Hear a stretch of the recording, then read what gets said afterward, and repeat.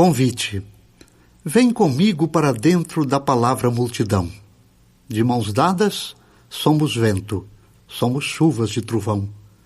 Se uma andorinha sozinha não pode fazer verão, vem comigo mais ainda para dentro da expressão.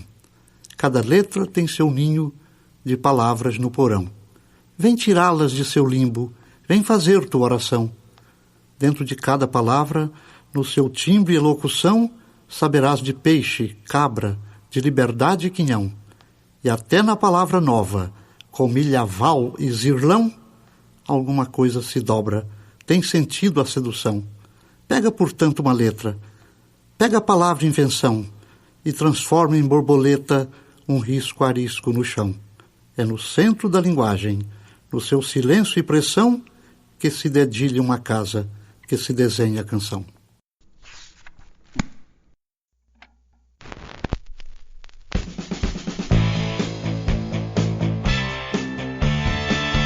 Olá, esse é o podcast Filosofia Pop.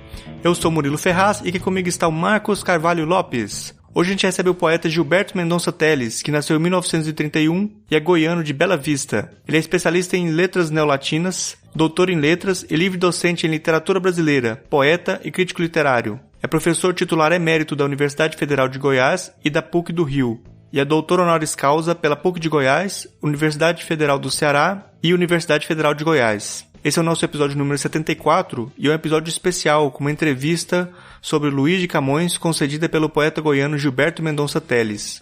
Ele é um dos nomes mais importantes da literatura de Goiás e ele concedeu essa entrevista para o Marcos em junho de 2018 na biblioteca da casa dele no Rio de Janeiro. No meio dos livros, a conversa-se sobre Camões não podia deixar de dialogar também com a obra poética e a crítica do entrevistado, que volta e meia consultava e fazia questão de ler algo que considerava relevante. A conversa presencial tem suas idas e vindas, silêncios e jogos de espelhos quanto a influências. Nesse episódio nós temos o trecho de Os Lusíadas e o poema 7 anos de Pastor Jacob Servia, de Luís de Camões, e O Formoso Tejo Meu, de Francisco Rodrigues Lobo, interpretados pela atriz Maria Elisa.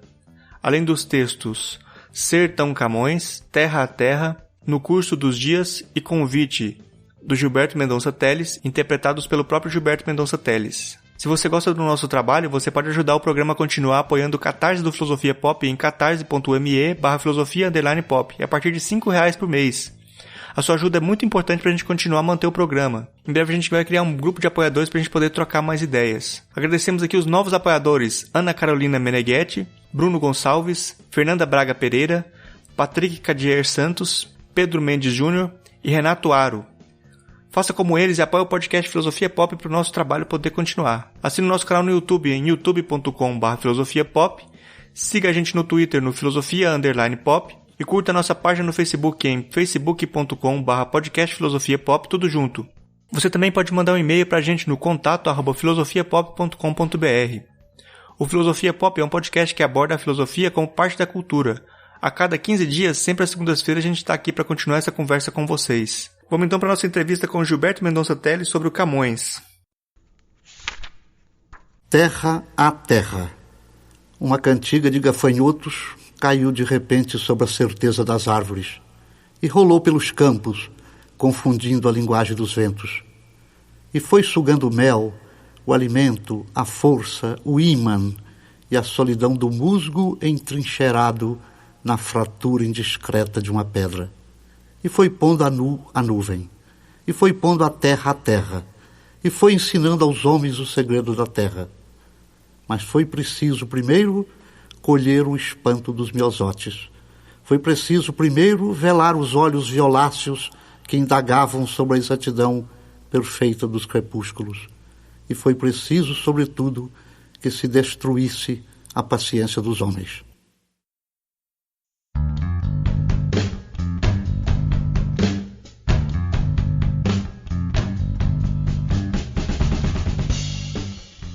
Então vou começar perguntando, pergunta fácil de responder: quem foi Camões? Camões foi, para responder, depende do lugar que você está. Se você está em Portugal, Camões é o grande homem da Renascença portuguesa. É o homem que canta a história dos portugueses chegando em África, chegando em Ásia, na Ásia, né?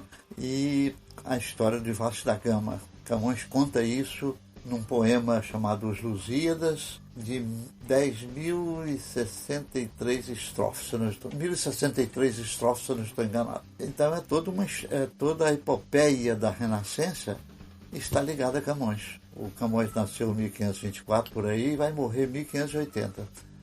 O curioso é que com Camões, de certa maneira, morre todo o esplendor da cultura renascentista portuguesa. E logo em seguida os espanhóis tomam conta de Portugal. Até se diz que Camões morre com a pátria. Isso do ponto de vista português. É o grande escritor citado sempre na épica, na lírica e também em 3 grandes textos de teatro. Muito bem. Do ponto de vista brasileiro, Camões, eu lembrei disso que eu estou segurando a minha mão, as minhas mãos. Do ponto de vista brasileiro, o Camões é um homem que é um escritor que o homem do Nordeste, não tendo no Brasil um do tamanho dele, o homem do Nordeste criou um simulacro de Camões para nós, que é o Camões de cordel, mas ou é o Camões do folclore, aquele que é mais sabido do que o rei, aquele que dá resposta para todas as perguntas, é um sábio. E até o seguinte, o homem do Nordeste criou para Camões um irmão, que é o Bocage. Bocage vem depois de Camões 200 anos, 100 e tantos anos. Mas no Nordeste, enquanto que o Camões é o sabido, o Bocage é o pornográfico. E segundo, as piadas de que Camões, por exemplo, você chega num restaurante, pede um bife Camões, quer dizer, um bife com um ovo só, porque Camões ficou, na sua história, ele ficou cego de um olho, né? Nas lutas que teve em África e Ásia. E no Brasil também, o Camões tem o seu filho. Há folheto de cordel no Nordeste que diz assim: este filho de Camões nasceu numa sexta-feira. Antes de abrir os olhos, fez a tramóia primeira. Roubou de cima da cama as bruacas da parteira. Ora, vendo-se esse texto, é fácil comparar com Mercúrio, o deus latino, que era o símbolo do cristianismo, dos comerciantes, e que, como todo comerciante, roubava. Então Mercúrio era também uma espécie de ladrão. Portanto, quando diz Camões, quando nasceu, roubou de cima da cama as bruacas da parteira. Quer dizer, então há 2 grandes Camões, e o Camões que se une tudo nisto, mas sobretudo do ponto de vista português, se une como o grande escritor europeu do Renascimento. Como possibilidade da língua portuguesa, parece que para pensar a língua portuguesa dentro da poesia é preciso dialogar com Camões. É e não é. É o seguinte, o Camões, como no Brasil, por exemplo, como o Brasil não tinha gramática, até os 1800 e tanto, 1850 por aí, a gramática era os Lusíadas. Então os professores das escolas primárias, secundárias, universidade depois, sempre ensinavam a língua portuguesa a partir de Camões. Mas sem se dar conta de que o gênero do Camões é um gênero poético. É uma epopeia. E aquilo era ensinado como se em toda a língua portuguesa se falasse epicamente. Tanto que no meu livro eu tenho lá mostrando como os professores brasileiros detestavam Camões, porque tinha que analisar Camões. Mas veja, Marcos, analisar o Camões não uma análise literária como fazemos hoje, o sentido literário que está ali dentro, tudo. Analisava pelo sentido gramatical. Eu estudei assim. As primeiras estrofes você tinha que saber onde é que estava o sujeito, o predicado e o complemento. Mas outra coisa, no Rio de Janeiro, na década de 70, o barão de Paranapiacaba resolveu melhorar Camões e fez então um livro para ensinar Camões para os brasileiros e corrigiu os versos de Camões. Aqueles versos muito difíceis ele punha um lado brasileiro na história. Eu não sei, infelizmente não sei de cor. Isto é uma coisa com relação à gramática de Camões. A outra gramática é que a censura que atuou nos primeiros momentos de Camões, quando ele foi submeter a obra dele à Real Banca Censória do século XVI, devia ser em torno de 1550 por aí, eles corrigiram muita coisa de Camões. Os padres, os censores, corrigiram Camões porque estava achando muito pagão a obra dele, muito pagã. Então, dizem que fez Camões escrever algumas estrofes mais para dizer que tudo isso era mentira, que o Deus verdadeiro era outro. Está lá no Camões, tem uma estrofe lá que fala nisso. E no Brasil, então, também o Camões virou matéria de censura. Como ele fala na Ilha dos Amores, que os portugueses chegam cansados da viagem de volta, chega na Ilha dos Amores, que possivelmente podia ser os Açores, assim no Atlântico por aí, e os portugueses então são recebidos no paraíso. As ninfas peladinhas, toda vinha abraçar cada um deles, né? E o Camões diz lá, senhora, com relação às ninfas, ele diz: melhor é imaginá-lo que julgá-lo, mas julgo quem não pode imaginá-lo. O que se passava lá naquele momento com os portugueses loucos para encontrar mulheres, e encontram essas mulheres aí. Então, o Camões, o lado escolar do Camões foi mesmo do Brasil. Então, estudava-se pelos Lusíadas. Gente, agora imagina, menino analfabeto, gente analfabeto lendo os Lusíadas e os professores ensinando só gramática, porque não sabia. Ou senão, algumas notinhas dizendo a ilha de Taprobana em tal lugar, a ilha tal em tal lugar. É só isso. Era um lado, uma leitura geográfica e gramatical. Então o Lusíadas virou quase o limite da língua, assim, e isso mata a poesia, de certa forma. Agora, Não, peraí, deixa eu concluir para essa pergunta que você fez agora, o limite da língua. Pois eu falei do Camões quase que da leitura do Camões, o Camões como gramático. Mas o que preciso falar agora é a linguística, do ponto de vista linguístico. Camões, escrevendo os Lusíadas, ele nasceu em 1524. Escrevendo os Lusíadas a partir de 1550 e vai publicá-lo em 1580, Camões pega a língua portuguesa no momento em que ela está se preparando para ser a grande língua, como é hoje, é uma da quarta língua Então, veja que Portugal se torna independente em 1140 e fizeram-se as primeiras gramáticas, e Camões depois vai se tornar a epítome, a epítome, isto é, a síntese de tudo que podia ser da língua portuguesa. Ao lado de Gil Vicente, Antônio Ferreira, outros escritores da época, Camões é aquele que sintetiza tudo aquilo que vai ser grande na língua portuguesa. Mas do ponto de vista, vamos dizer assim, mais filosófico, é uma síntese meio monstruosa, né? Porque... Monstruosa?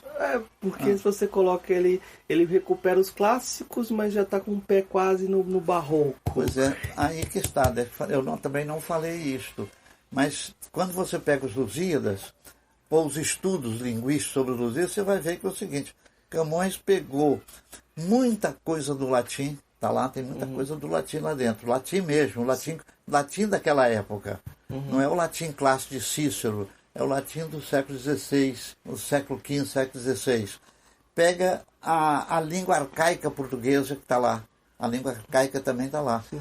Porque, veja bem, Camões vai escrever 200 anos depois da língua portuguesa virar a última flor do laço, como cantou Bilacra, né? Aí ele vai ter, portanto, o latim, vai ter o lado arcaico, vai ter o lado do Renascimento e o lado dele de possível invenção dele, que eu não me lembro agora, mas tem sim.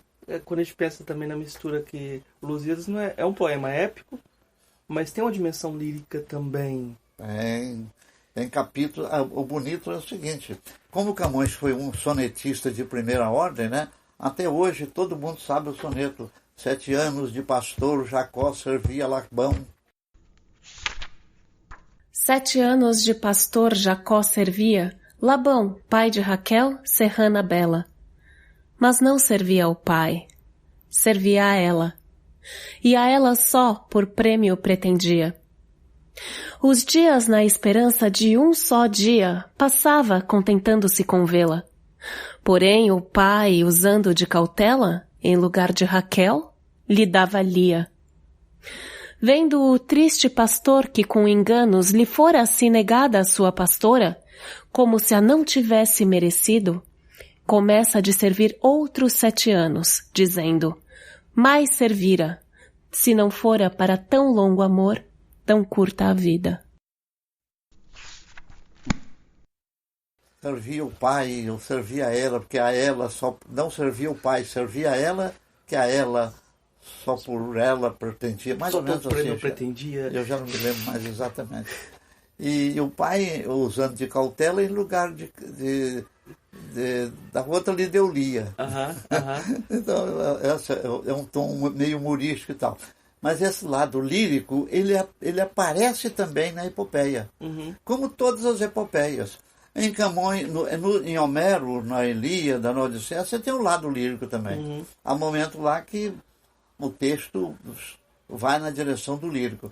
Em Virgílio, o lírico está também no momento em que Enéas, passando pelo norte da África, encontra Dido. Então tem um amor muito bonito. E ela, depois que ele vai embora, ela se suicida, em Virgílio, na Eneida. Em Camões tem também um episódio de Eneide de Castro. O canto 4º, o 5º, o episódio de Eneide de Castro, que é o teatro, é tudo, hoje todo mundo trabalha com isso, que é muito bonito, porque Dom Pedro IV, parece que é daquela época, esse Dom Pedro apaixona-se pela empregada, pela aia, em vez de ser pela a princesa com que ele devia casar. E aí matam a princesa e ele mata mata o fulano que a matou e come o coração dela. Quer dizer, há um mito assim, né? Mas há um lirismo também em muitas passagens. E há também humor. Por exemplo, ele está falando do Veloso. O Veloso na África, quando os portugueses chegaram na África, eles foram logo atacados num outeiro. Eles foram atacados pelos habitantes de lá. E um português vem correndo na frente. Aí o Camões, o narrador, pergunta, olá, os companheiros perguntam, olá, Veloso amigo, esse outeiro é melhor de subir do que descer, porque ele vem correndo. Né? É um lado humorístico que está também nos Lusíadas. É o que eu sei. Como o Lusíadas foi escrito já no momento em que as conquistas já estavam dadas, né? Você tem até um discurso que é contra as próprias conquistas, que é o discurso do velho, do Restelo. Já no início, assim, tem uma contraposição, parece que tem um peso dessas conquistas já. O velho do Restelo, na partida das naus para a conquista, na nau de Vasco da Gama, o velho do Restelo representa um daqueles profetas antigos que chama atenção para os cuidados que deve ter na viagem, que pode acontecer, né? É um episódio muito bonito também, é uma passagem muito bonita. Mas um velho de aspecto venerando que ficava nas praias entre a gente, postos em nós os olhos meneando 3 vezes a cabeça descontente. A voz pesada um pouco a levantando que nós no mar ouvimos claramente, com um saber só de experiências feito, tais palavras tirou do esperto peito. Ó glória de mandar, ó vã cobiça, desta vaidade a quem chamamos fama, ó fraudulento gosto que se atiça com alma popular que honra se chama. Que castigo tamanho e que justiça fazes no peito vão que muito te ama? Que mortes, que perigos, que tormentas, que crueldade neles experimentas. Dura inquietação da alma e da vida, fonte de desamparos e adultérios, sagaz consumidora conhecida de fazenda, de reinos e de impérios. Chamam-te ilustre, chamam-te subida, sendo digna de infames vitupérios. Chamam-te fama e glória soberana, nomes com que se o povo nécio engana. Ah, que novos desastres determinas de levar estes reinos e esta gente? Que perigos, que mortes lhe destinas, debaixo de algum nome preeminente? Que promessas de reinos e de minas, douro que lhe farás tão facilmente? Que famas lhes prometerás, que histórias, que triunfos, que palmas, que vitórias. Mas o que eu me lembrei aqui é que no momento em que eu morei em Portugal, eu estive em Portugal 2 vezes. Uma vez eu fui bolsista, ou bolseiro, como eles dizem, tive uma bolsa, e outra vez eu fui como professor catedrático da universidade. E eu pude ver o seguinte, eu pude ler bastante sobre Camões, porque eu estava preparando a 4ª edição que acabou saindo lá pela Casa da Moeda, Imprensa Nacional Casa da Moeda de Portugal. O que eu vi é uma coisa bonita, que é o seguinte, que de um lado você tem Camões, 1580. Do lado espanhol você tem o Cervantes, o Dom Quixote. Então, de um lado Camões, 1580, morre. Ele morre também com a pátria e tal. E do outro lado, por volta de 1610, vem o Dom Quixote. Então, um estudioso lá em Portugal diz o seguinte, que não são, na verdade, 2 epopeias. As duas estão juntas. Ler uma corresponde a ler a outra. Essa aqui, a do Camões, é trágica. A outra é irônica. É a ironia que os espanhóis também, depois de conquistar a América, de ter tudo em mão, começa a cair a sua força política. Né? Compara que não basta ler um livro, tem que ler os 2. São 2 páginas de uma mesma epopeia da Península Ibérica. Compreendeu? Aí, dentro da ideia de que depois do... O Camões, quando ele morre, a Espanha já tinha unificado com Portugal, não? Quando o Camões morre, a Espanha estava unificada com Portugal? Não. Depois que ela vai tomar Portugal. E vai ficar até 1640. Aí os portugueses rebelam e tem a restauração. A grande praça lá em Portugal, no centro da cidade, é a Praça da Restauração, que ele não fala restauração, ele fala restrição. É mais ou menos assim, restrição. Se a gente pegar, a gente está falando da continuidade entre as 2 narrativas, do Lusíadas e do Dom Quixote. Aí é interessante ver que o Lusíadas não tem um final épico, no sentido... Esse é trágico. A redenção e parece que tem uma saudade já marcada no próprio final do... O final dos Lusíadas tem um verso assim, ó, não mais musa.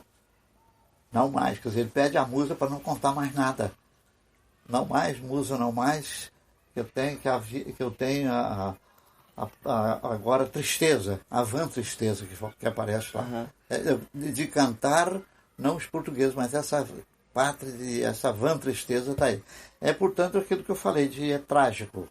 É uma tragédia, porque Portugal, dominando o mundo também, já está caindo agora, internamente as coisas estão muito complicadas politicamente. Parece que o ponto alto do percurso não é nem encontrar a Índia, é voltar a encontrar a Ilha dos Amores, né? E depois que sai da Ilha dos Amores, parece que tudo é decadência também, não tem... A Ilha dos Amores é uma coisa muito bonita que o Camões faz para compensar o trabalho que os portugueses tiveram, né? E Camões era um desses heróis. Quer dizer, ele não fala dele, mas ele é um dos heróis que participaram dessa aventura. Veja que Vasco da Gama é 50 anos antes da escrita do Camões, 50 e tantos, porque Vasco da Gama é de 1492, se não me engano, né? Quando a armada de Vasco da Gama sai. E depois vem de Pedro Álvares Cabral, 1500. E os Lusíadas vão ser escritos a partir da metade do século XVI. Quando você pega a história de vida do Camões, tem essa dimensão dele ser um dos heróis portugueses, alguém que realmente viveu essa expansão portuguesa, mas tem uma vida amorosa também que vai repercutir na lírica dele de uma forma muito forte, né? Ele era um homem por volta dos...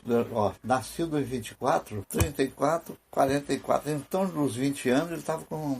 Era 1544, né? Ele estava em torno de 20 anos. Se a data de 24 é certa, porque há sempre uma pequena controvérsia aí. Então era um homem amoroso, era um cidadão de um momento em que o rei era Dom Emanuel, o venturoso, né? Havia uma série de euforia que depois vai cair. E Camões, então, é conhecido como o homem que namorava muito, brigava. Tá, várias namoradas, inclusive lá na Índia, a famosa Dinamene. Dinamene era uma mulher da Índia, chinesa, se não me engano, que foi namorada dele também, né? E diziam também, isso não está nos Lusíadas, está nas biografias paralelas. Ele, o Trinca Forte, era o apelido dele, que ele brincava com espada, etc. Né? E namorou uma mulher do Paço, uma mulher do Palácio, Dona Caterina de Ataíde, se não me engano. Eu já estou agora, talvez, fazendo confusão dessas coisas que eu lia muito na vida, antes de escrever os 2 volumes. Camões e a Poesia Brasileira, o mito camoniano na língua portuguesa. Depois eu peguei esse mito camoniano, essa parte que está aqui, e me pediram lá na Universidade do Porto, que é a chamada Universidade Fernando Pessoa, me pediram para publicar uma outra coisa sobre Camões. Aí eu ampliei esse trabalho aqui com o título de... O mito camoniano. O mito camoniano é publicado pela Universidade do Porto, que tem o nome de Universidade Fernando Pessoa. Então, este livro aqui, da Casa da Moeda, ele está na 5ª edição. Ele teve 3 edições no Brasil. Ele teve 3 edições. A primeira foi pela Casa de Rui Barbosa. Foi o prêmio que eu ganhei. Isso aqui veio de um prêmio. O prêmio Camões. No 4º centenário de Camões, todo professor de língua portuguesa no Brasil, todo metido a conhecer Camões, concorreu. E eu tinha um trabalho que era Camões e a Poesia Brasileira, que eu vinha trabalhando aí, eu vinha estudando. Drummond me ajudou muito. O poeta Drummond de vez em quando ligava para mim: Gilberto, você já viu a revista tal? Você já viu o livro tal? Eu vou mandar para você. E mandava para mim, lá falando de Camões. E eu fui juntando esse material todo, né? Então fiz a primeira edição, ganhou o prêmio, deu muito o que falar, porque os grandes professores de língua portuguesa ficaram de lado. Eu, que não era professor de língua portuguesa, ganhei. Mas eu sabia escrever mais do que ele. Eu acho que sim. Então depois veio a 2ª edição, feita pela editora Quiro, lá em São Paulo. E veio a terceira edição feita por uma boa edição até. A terceira edição, sempre aumentada, cada edição aumentava. A edição feita pela Universidade de São Paulo, com uma outra editora, que era o Livros Técnicos Científicos. A partir daí a edição foi feita em Portugal. Eu acho assim que quando a gente fala desse livro, eu acho que tem uma coisa interessante na história da crítica literária brasileira, que essa análise aqui vai ter um ponto que eu acho que é importante. Quando você compara, por exemplo, com os Estados Unidos, na década de 70, 72, por aí, o Harold Bloom vem com essa história de angústia da influência, que todo poeta acaba lutando com outro poeta, todo poema vem de outro poema. E, de certa forma, essa análise que você faz do Camões, colocando ele quase no centro mas não com um trabalho mítico, não é uma luta mítica, mas é uma luta que você mostra que a própria linguagem, você tem essa herança linguística, né? Dentro do que você falou aí, vale citar uma coisa. Pelo meu livro do Camões e a Poesia Brasileira, eu tratei com a influência, tanto que é algo que eu trabalho aí, a teoria da influência, né? Sim. Influir, isto é, entrar para dentro da obra do outro, o outro entrar para dentro do seu pensamento. Sim. É uma dupla, é uma coisa de dupla mão, uma que vai e outra que volta. Né?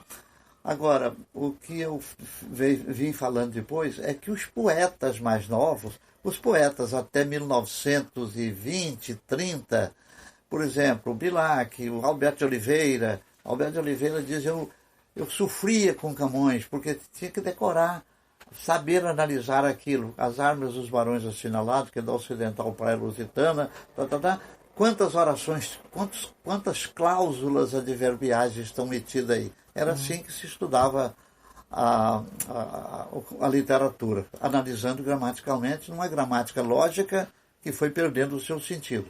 Mas o que eu vi depois é que os poetas, agora já como crítico, recebendo livros de quase todos os poetas, as editoras, eu fui vendo o seguinte, que a maior parte dos poetas novos, vamos dizer, de 1930 para cá, menos Drummond, porque Drummond leu mesmo dentro. Sim. Mário de Andrade diz, nunca li Camões, nunca li inteirinho, ele diz isso numa carta. Eu nunca li inteirinho, mas hoje me arrependo, porque eu vi que hoje é diferente. Tal, né? Mas o que eu vejo então, para concluir isto, é que os poetas novos não leem o Camões, leem o que os outros falaram do Camões. Então, as citações de Carlos Nejar, muitos desses poetas novos, tá? Essas citações são dos textos já citados. O mesmo acontece com Fernando Pessoa. Você ouve a mitificação de Fernando Pessoa. Você acha, todo mundo cita Fernando Pessoa, mas o que cita de Fernando Pessoa? As mesmas coisas. A minha pátria é a língua portuguesa. Segundo, o mito é o nada que é tudo. Todo mundo, você vai ver, cita isso. Ou se não, aquela coisinha que nem é do Fernando Pessoa. Fernando Pessoa também pegou de Virgílio, que é quando ele diz, o poeta é um fingidor, finge tão completamente, chega a fingir que é a dor que devera sente. Esse fingidor, eu falei que era de Virgílio, não. Dos gregos, de um poeta grego do século V, Solon. De Solon, fala lá que todo poeta mente. Eu pus isso eu pus a epígrafe em grego num dos livros meus. Todo poeta é mentiroso, todo poeta mente. Então, isso é uma tradição que vem e que Fernando Pessoa, no século XX, pegou. E deu um sentido muito bonito, fácil de guardar. Conclusão, eu acho que os poetas novos, todos eles estão dentro da influência, mas sem ler a obra original. Leia o lido. Lê o que o outro leu. Aí já é uma teoria bem forte sobre como a poesia mesmo é escrita. Já é uma teoria que é sua, que é uma percepção de como o silêncio está na base de toda a escrita também.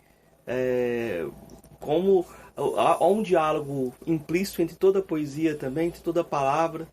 Sim, mas só que eu não compreendi o negócio do silêncio aí. Você falou. Me explica de novo. Tá. Eu vou muito rápido. Quando o Harold Bloom, a teoria dele é que todo poeta luta com outro poeta uma luta de vida e morte, né? É aquilo que o Freud falou, portanto, de matar o pai. Isso, basicamente isso. Os espanhóis dizem, é preciso matar o pai para poder ser dono daquela... Isso, só que aí você nega essa influência, você nega a influência porque você quer ser superior ao outro, né? Aí eu acho que na língua portuguesa, como é uma língua periférica, você não pode negar a influência, porque senão você não tem nem espaço, tem que dialogar com os predecessores. Eu acho isso, mas isso é uma coisa... Ou isso seria coisa da modernidade. Mas talvez. É claro que na literatura clássica você tem também. Por exemplo, o poeta que fez no século I a.C., que escreveu a Batracomiomaquia, a luta das rãs e do sapo. Das rãs e batraco é sapo, né? E rato. Da luta das rãs e do sapo, e dos ratos. É Homero. Ele pegou Homero e deformou a figura de Homero. Por exemplo, imagina, Aquiles, o homem imenso, né? Vira na Batracomiomaquia, vira um ratinho, mas com o escudo de Aquiles, com aquela coisa toda, né? É uma influência 800, 700 anos depois, mas ficou lá. E muitos outros textos, né? Então, eu acho que tem dois lados. Então, tem esse diálogo com aquilo que já foi escrito e tem a busca por traduzir um silêncio. A busca por dizer aquilo que não foi dito. E aí você tem duas possibilidades. Dizer o que não foi dito no seu tempo, essa busca por dizer o que não foi dito no seu tempo, e buscar a origem de quem primeiro disse isso. Né? Então tem dois... É muito difícil achar essa origem, mas quem lê o clássico vai acabando fazendo a relação, né? Eu, quando eu estava lendo os poetas para fazer esse livro Defesa da Poesia, toda a parte de Homero até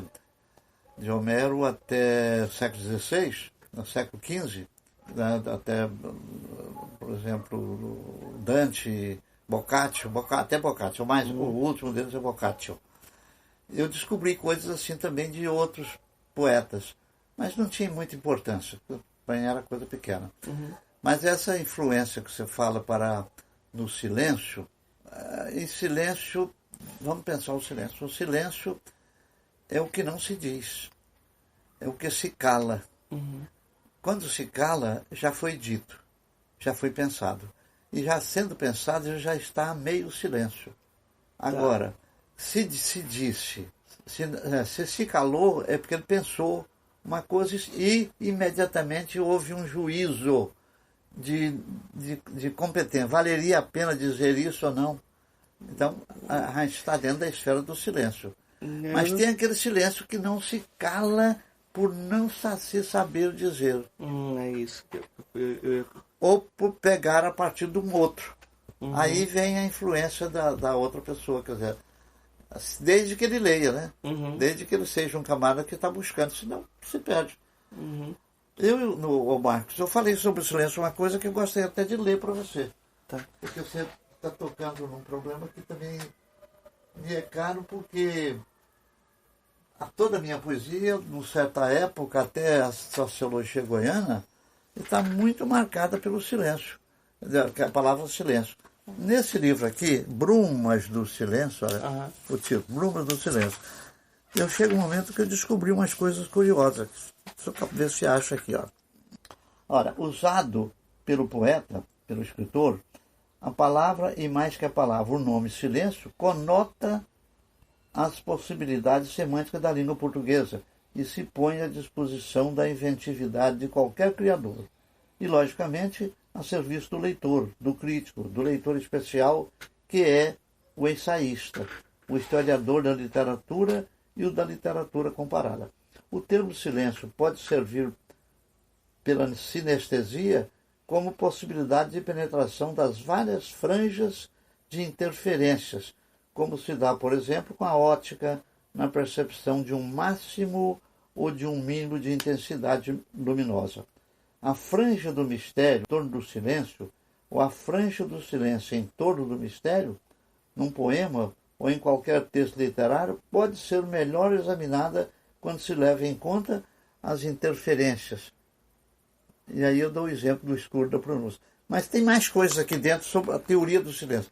Que depois que eu escrevi, eu pensei, poxa, por que eu não pensei nisso antes? Só fui pensar agora.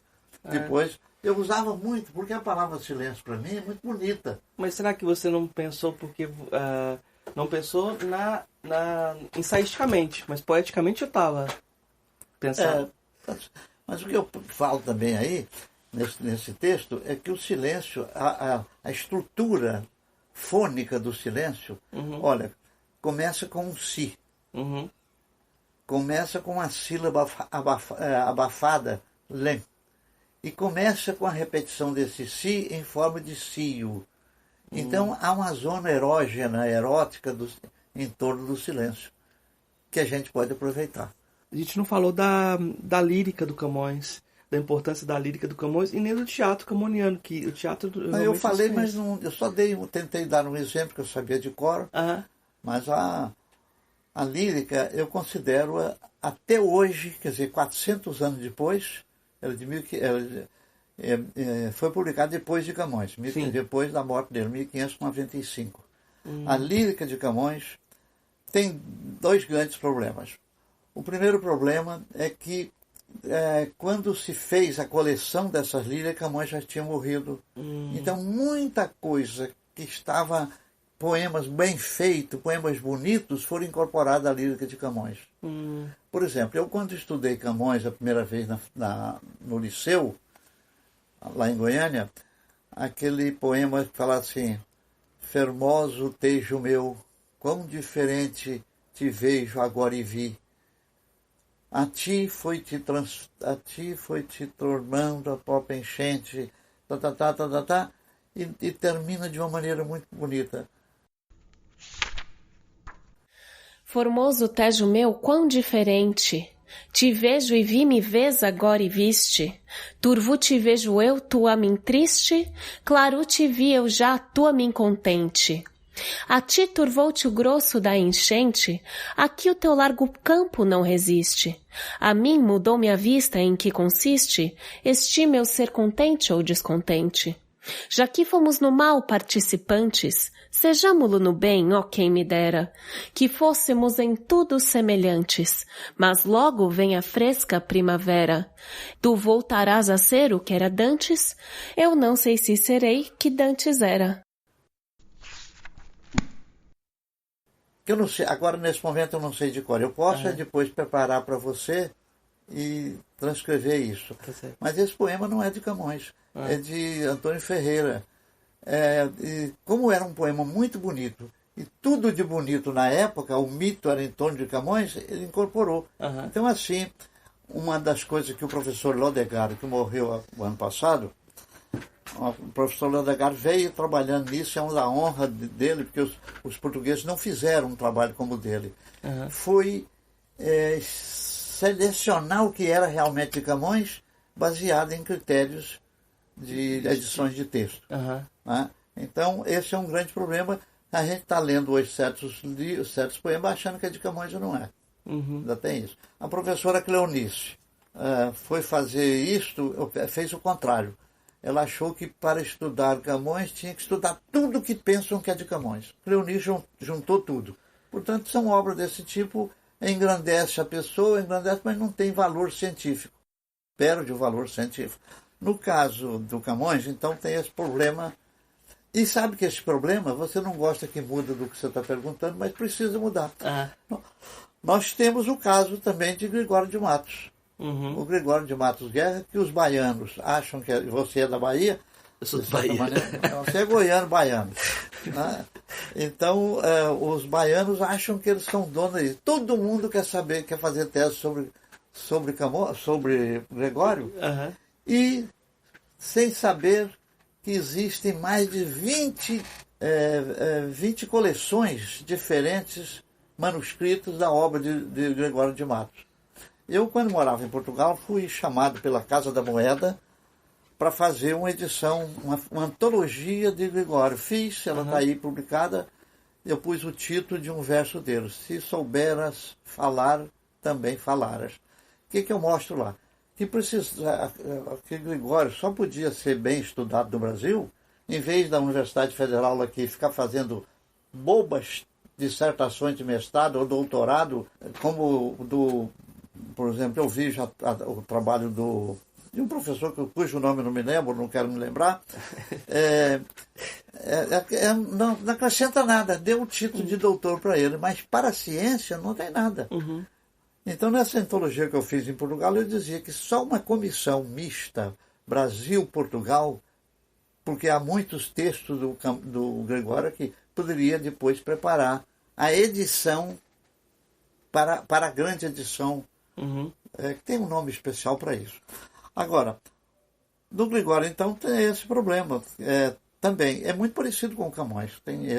Tem que tirar um pouco de Gregório, porque muitos poemas não são de Gregório, são por exemplo, de Antônio Vieira.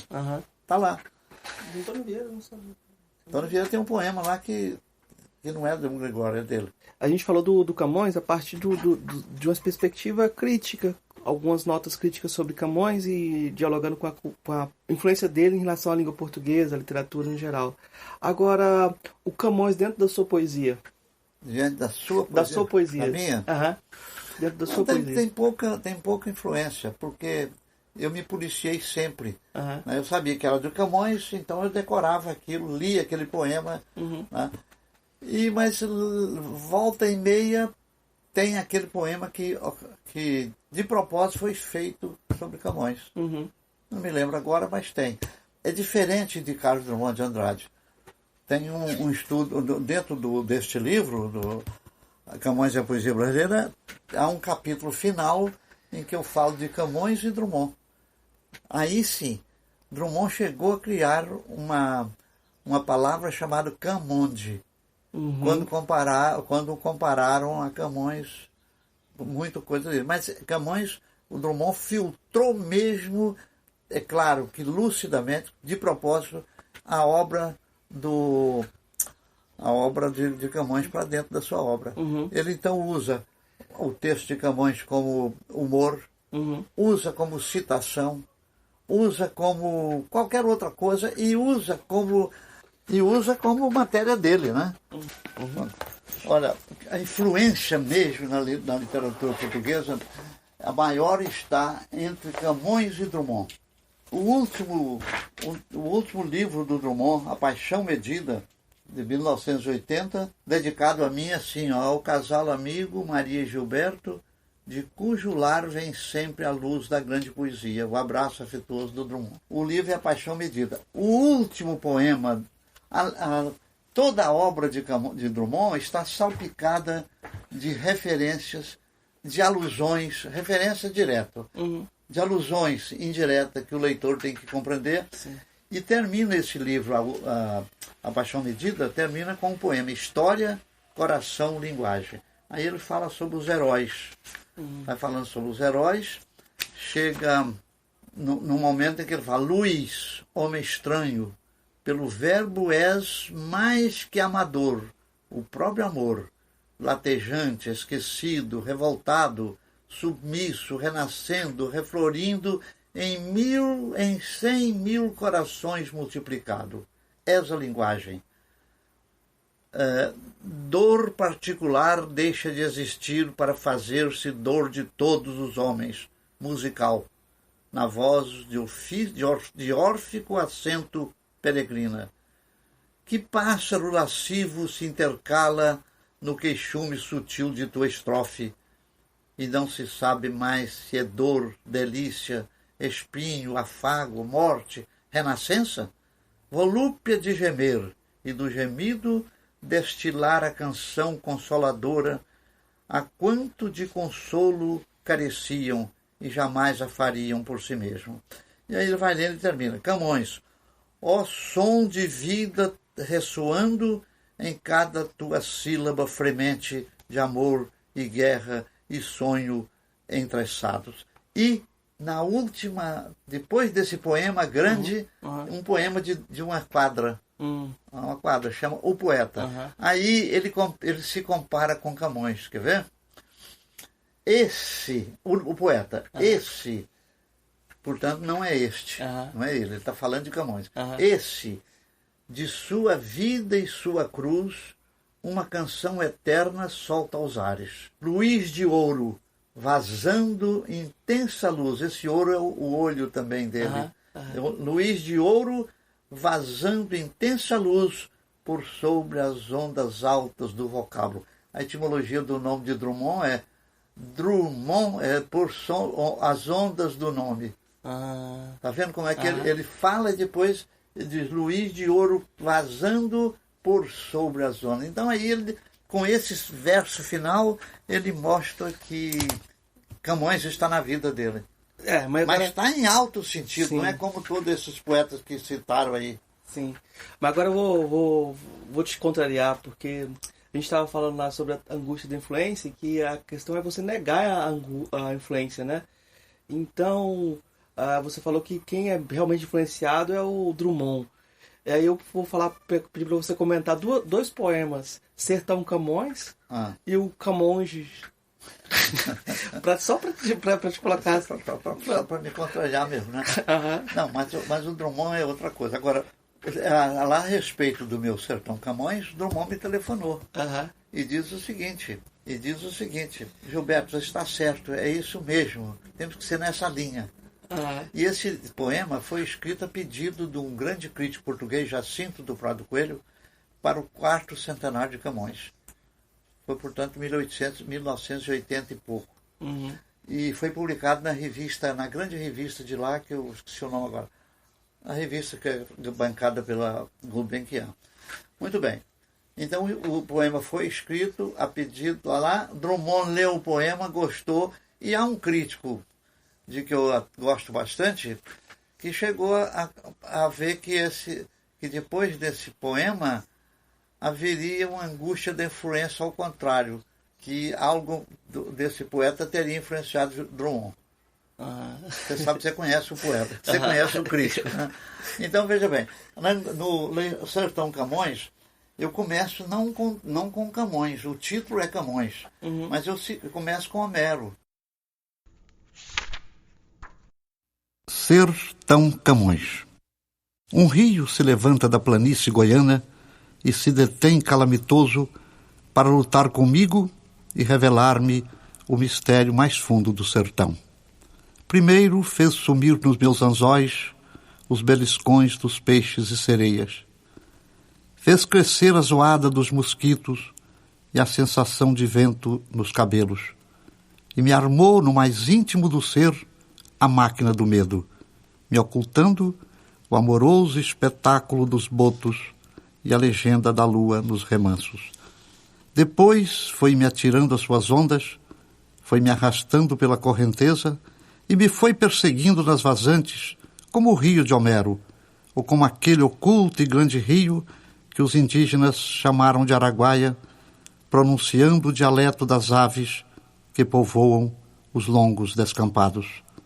Talvez sonhe é o rei com seus 2 rios de altas fontes. Talvez ouça o silêncio das iaras dormindo nos peraus. E talvez chore toda aquela apagada e vil tristeza de quem penetra a solidão noturna do canto da Jaó, sem perceber o discurso do rio que me grita do barranco. Não passarás, Saci, destes vedados términos. Goiás, eis o sinal que vibrará, canoro e belicoso, abrindo na tua alma vastidões e limites. Terás sempre o sal da terra e a luminosa sombra que te guia e divide, e te faz duplo, real e transparente, mas concreto nas tuas peripécias. Nada valem tua cabaça de mandinga, o aroma de teu cachimbo e o mágico rubor de tua carapuça. Nada vale a tua perna fálica pulando nos cerrados. Há vozes que te agridem e dedos levantados te apontando nas porteiras, nas grotas, na garupa das éguas sem cabeça, como há sempre uma tocaia, um canivete, um susto, uma bala perdida que resvala em tuas costas. Mas ainda tens de nutrir tua vida nas imagens da terra. Ainda queres, como nunca, alegres campos, verdes arvoredos, claras e frescas águas de cristal que bebes em Camões. Todo o teu ser, tão cheio de lirismo e de epopeias, tenta escapar sem vão aos refrigérios dos fundões de Goiás. Assim me disse, e queixoso voltou ao leito antigo, deixando-me perplexo e mudo, como se junto de um penedo, outro penedo. Minha perna se foi enrijecendo. Foi se tornando longa feito um veio, uma pepita de ouro, o estratagema de uma forma visual que vai possuindo as entranhas do mapa e divulgando a beleza ideal destas fantásticas e vãs façanhas, velhas, mas tão puras, tão cheias de si mesmas, tão ousadas como o rio de lendas que se cala mitoso na linguagem. Porque um rio se levanta da planície goiana e vem discutir comigo, e vem falar comigo e tal. Ora, logo na Ilíada de Homero, quando os gregos já estão sitiando Troia, o rio Escarmandro é um rio que banha Troia. Quando vê Aquiles correndo atrás de um troiano dizendo nem o rio te salvará, o rio se levanta e começa a jogar água na cara do Aquiles. Uma imagem belíssima, né? Grande imagem. Então eu parto daí, olha, um rio se levanta da planície goiana e vem lutar comigo, tal. Esse rio é o Araguaia. Então, que eu fiz? Eu comparei o Araguaia com o Escarmandro, né? Depois eu meto o Camões. Ali o Camões está bem dentro. Há estrofes que são com versos totalmente feitos de Camões, mas são versos muito conhecidos e o poema, o narrador do poema diz: agora com Camões, o leitor percebe que eu não estou roubando o verso, eu estou citando. Né? Citando, e como eu falei agora há pouco, uma coisa é citar, outra coisa é sugerir. Né? Qual é a outra palavra que eu usei? Sugerir e citar, e outro é falar, mas falar indiretamente. Né? Então, esse poema é um poema longo e ele está ligado a Camões, com versos dentro de Camões, mas começa com Homero. Com a linguagem também. A linguagem, tudo, enfim, eu estou brincando todo ali. Agora, isso é o poema. Mas o outro Camões é o seguinte... Não, mas só para ficar nesse poema ainda do Sertão Camões, essa ideia de trazer Camões para o sertão também, tem uma forma de também uma poética de como, ou uma poética de como lidar com os clássicos também, não? Pode ser, Márcio. Pode ser que você está falando, e eu acho que dentro de um poema assim cabe bastante observações. Agora, por que Camões no sertão? Primeiro, eu sou do sertão, eu sou de Goiás. Um sertão que vai se acabando, mas ainda demora na tradição. Né? A tradição retém, a tradição é sempre para o passado. Ela retém quem leu Camões. E eu também, é bem lembrar para você, quando eu tinha meus 16 anos, 16 para 17 anos, eu estudava no liceu, no ginásio, e na minha carteira eu estudava à tarde. De manhã estudava uma garota que eu nunca conheci, não, que eu conheci depois, uma garota. E ela deixava bilhete para mim assim: faz um poema para mim. Eu já era metida, já começava a ser conhecido como que gostava de poesia. Então ela deixou um bilhete: faça um poema para mim. Eu fazia poema para ela e assinava Camões Goiano. Compreende? Esse lado. E agora, mais ainda do que isso, quando eu fui fazer Camões e a poesia brasileira, eu estava preparando, eu fui ao Nordeste, eu fui muito ao Nordeste morando no Rio de Janeiro. Basta ver que no Ceará eu fui pelo menos umas 10 vezes. Eu chamava para conferência, eu chamava para examinar a tese e tal. E lá no Nordeste, na Paraíba, com um amigo meu, Sérgio Castro Pinto, escritor, um excelente poeta, ele me levou para conhecer as histórias que os nordestinos contam sobre Camões. E eu, entrando em contato com os estudantes da universidade, à noite, depois de aula, depois de conferência, a gente sentava e aí falava: quem conhece a história de Camões? Eles contavam, e muito dessas histórias eu recolhi aqui. Então, o Camões do Nordeste é o Camões do Sertão, e aí o Camões foi quando eu descobri que Camões tinha muito de bocage. Aí eu liguei: Camões bocage. Camões tinha muito de bocage no Nordeste. As piadas quando eu pedi uma moça, me lembro muito bem de uma mulher branquinha, uma mocinha branquinha lá, eu, fulana, você sabe algum poema de Camões? De Camões? Ela falou: sei sim. Aí contou uma coisa que era erótico. Falei: esse é Camões? Esse é o Camões. Né? Mas também há aqueles pornográficos, né?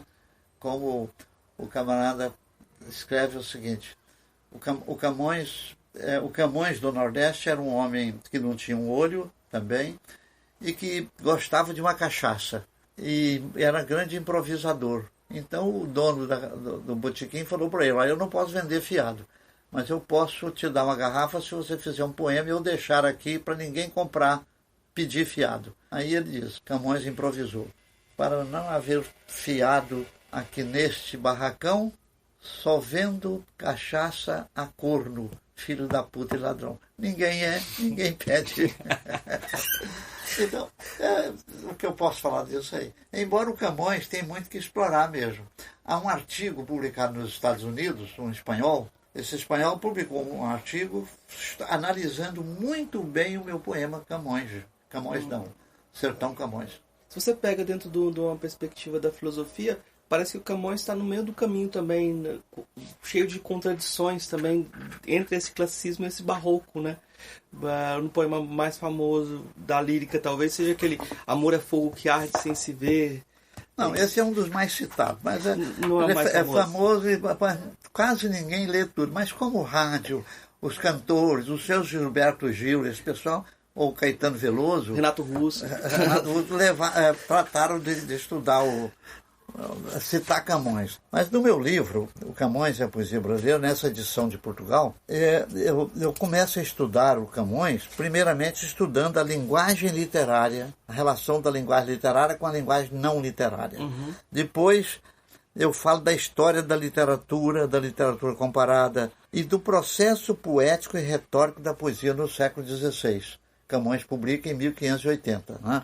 E depois eu falo nos 3 sistemas do livro, isto é, o sistema da épica, sistema no sentido de análise literária, sobretudo do estruturalismo. Um sistema que comporta a linguagem, o estilo da epopeia, um que comporta a linguagem e estilo da lírica, e o outro que comporta a variante expressiva, isto é, como Camões expressou isso em relação à língua portuguesa e a gente compara com a língua brasileira, com a língua do português no Brasil.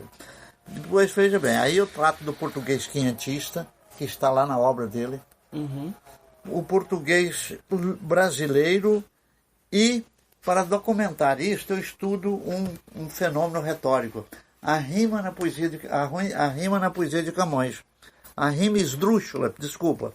O que é rima esdrúxula? A rima comum, você tem coração com não. Você tem a rima paroxítona, que é, por exemplo, janela com bela. Mas o que é incomum na poesia, pouca gente usou, é a rima esdrúxula. É rimar, por exemplo, lágrima com cástima. Eu criei a palavra agora porque não me veio uma rima exatamente. É ligar périplo com ériplo. E Camões tem, na sua poesia, 3 estrofes só. Veja bem, o que era a linguagem do século XVI? A linguagem do século XVI estava muito próxima do português quentista, em que a língua não tinha sido sofrida influência ainda do português, do italiano. Porque o sdrucciolo, a palavra sdrucciolo significa palavra estrangeira, esquisita. E veio a grande influência foi o italiano. Das línguas românicas, o francês ficou com as palavras tônicas.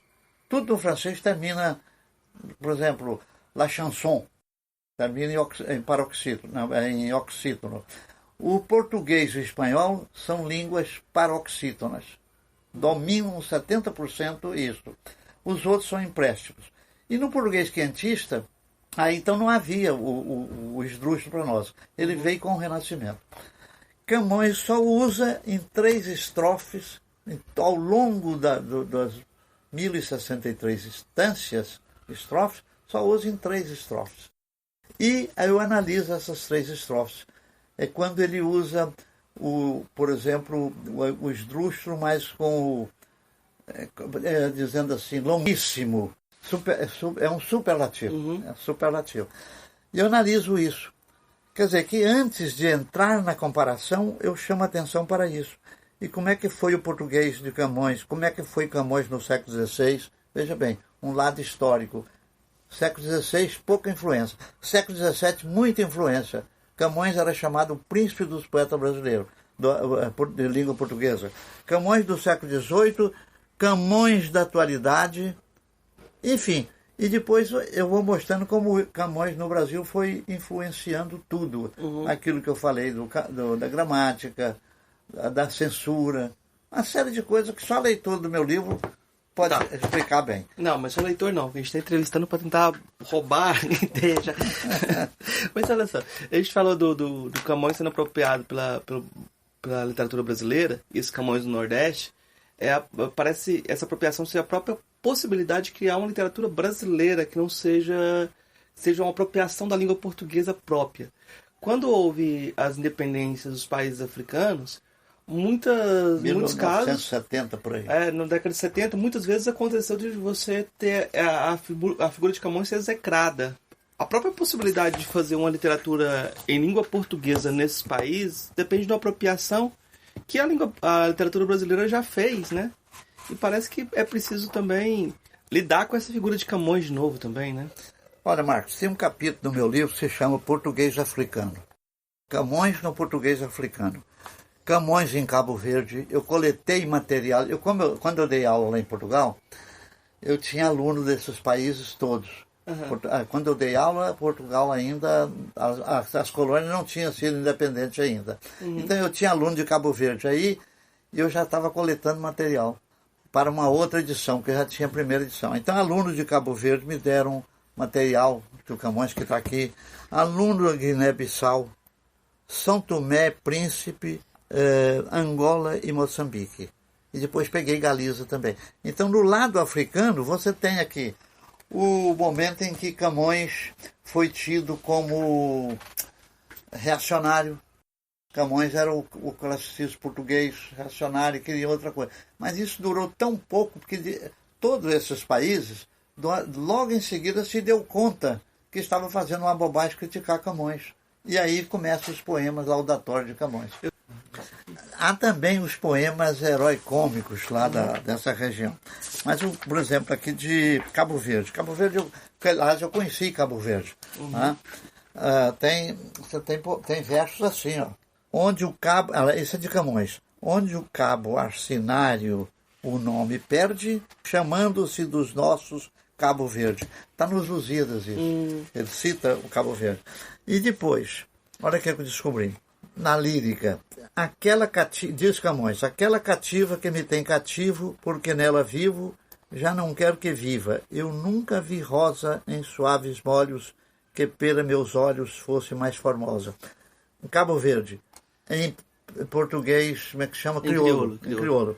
Quel bonita escrava que tenem cativo, pamundai minha vida, cracrepansalbio. Difícil de ler.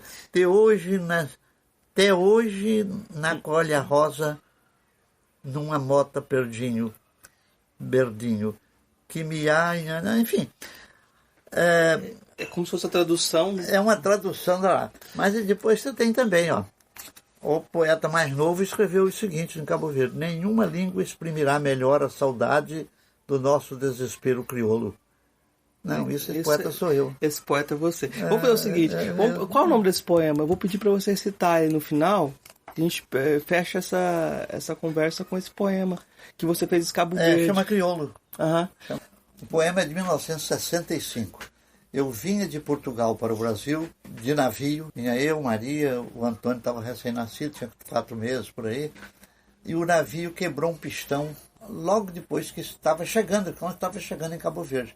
Aí avisaram, vocês vão passar uns dias aqui em Cabo Verde até. E eu passei uma semana. Logo depois, Cabo Verde vai se tornar independente. Crioulo, para Tuta de Melo. Era um grande comerciante de lá. É preciso partir. E o dia inteiro, a noite inteira, a todo instante, e mesmo no mais obscuro silêncio do arquipélago, o mar penetra os nossos ouvidos persistentes. É preciso partir, como os navios e os pássaros, como os homens estranhos e as mulheres de cabelos de espuma. É preciso partir como as pedras que carregamos, curvando os nossos corpos para o chão violento dessas ilhas. É preciso partir como o destino, que disfarça este sopro telúrico, este gosto de mastigar a solidão dos morros e das praias. Há uma voz para além das montanhas, no rumor dos ventos inumeráveis. Há uma voz que fere os nossos sonhos, como uma lâmina de fogo nos mastros. Um canto de esperança e de incêndio nas nuvens para o oeste. Mas em vão o mar estende a linguagem colorida de outros portos. Em vão os olhos se alongam tristemente para além das montanhas, bordejando outro sonho maior que cobre os tempos e é tão grande e tão pesado como a sombra que retém os nossos gestos no balanço das ondas neste mar que é sempre o mesmo, unindo o nosso ideal de evasão e sortilégio. Aqui estamos nós, rodeados de oceano, passeando a nossa tristeza nos soluços e nos rastros dos navios que passam para o oeste. Nenhuma língua exprimirá melhor a saudade para abafar o calor que trazemos no sangue. Nenhuma língua exprimirá melhor a saudade dos nossos desesperos crioulo. E nenhuma terra poderá conter melhor a nossa angústia de ficar e partir para construir o signo mais vasto da nossa liberdade. no curso dos dias. Agora que me vou, é que me deixo ficar perdidamente nesta estrada. Vou numa roda viva, mas sem eixo, uma coisa futura, mas passada. Vou e não vou, e assim se vai compondo o que me está aos poucos dividindo. Não a zoada azul de um marimbondo, mas a certeza de um amor tão lindo. Alguma coisa vai ficando além do tempo em que me dou e me reparto. Ficou meu coração, ficou batendo, batendo na penumbra de algum quarto. Ficou o que mais quero e vai comigo, tudo o que amei e que ficou amado. Talvez esta esperança que persigo, como uma sombra andando no cerrado. Ficou este poema, cujas musas molharam nalgum curso seus cabelos, para compor as novas semifusas dos meus silêncios, dos meus atropelos. Mas no curso dos dias que há por dentro de cada um de nós, na nossa história, alguém por certo encontrará o centro de tudo o que ficou na trajetória. E o que ficou, ficou. Raiz noturna, enterrada nas ruas, nos quintais. Vento varrendo o pó de alguma furna, chuvas de pedra, alguns trovões, Goiás.